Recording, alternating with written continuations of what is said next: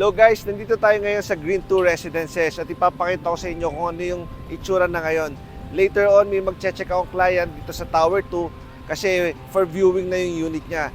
So as you can see, ito yung Green 2 at saka ito yung ating mga commercial area. So dito meron tayong coffee shop, merong bank, ayan, merong dentist, convenience store, tsaka pharmacy. So mamaya i-check naman natin yung Tower 2, ano itsura ng lobby, anong itsura ng amenity, ano ng progress na dito. So see you later guys and stay tuned.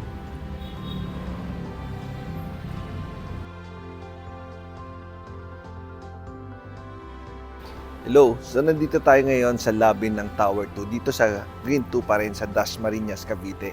So ipapakita ko sa inyo yung itsura. Tara, tingnan natin.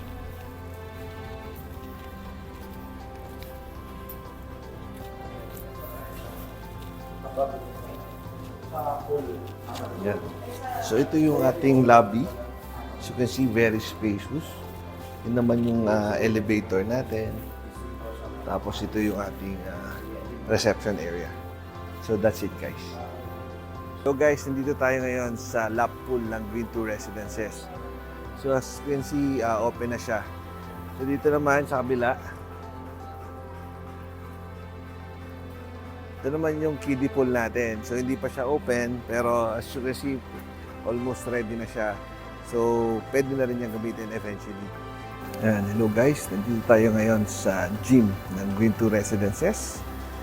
So open na rin siya, pwede nang gamitin.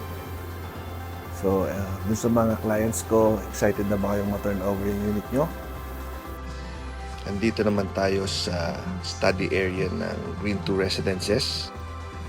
May internet na ngayon dito, so pwede na gamitin ng mga students.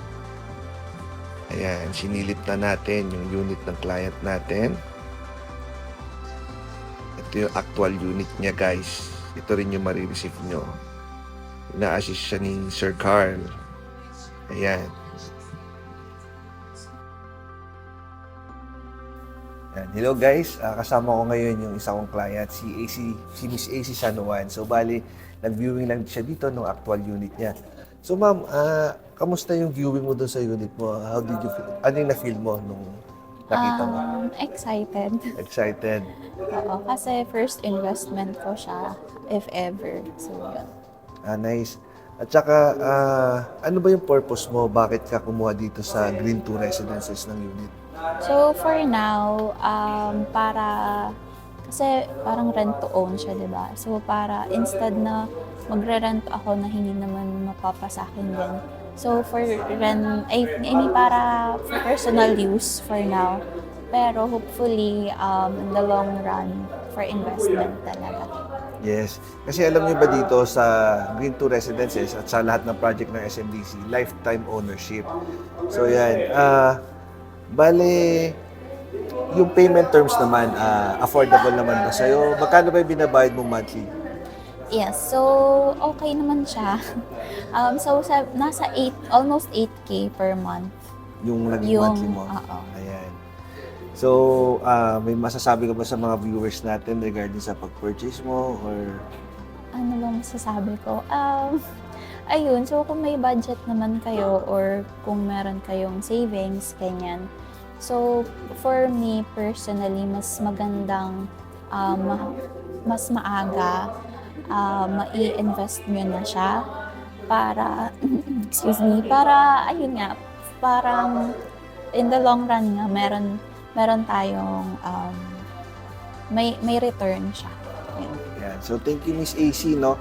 Sa mga viewers na gusto rin kumuha ng unit dito sa Green 2 Residences o kaya kahit anong SMDC projects, message nyo lang ako, makikita yung number ko dito sa video. Again, Miss AC, salamat ha. Thank you. Bye-bye. So guys, kung nagustuhan nyo tong video to, please like, share, and subscribe to my channel.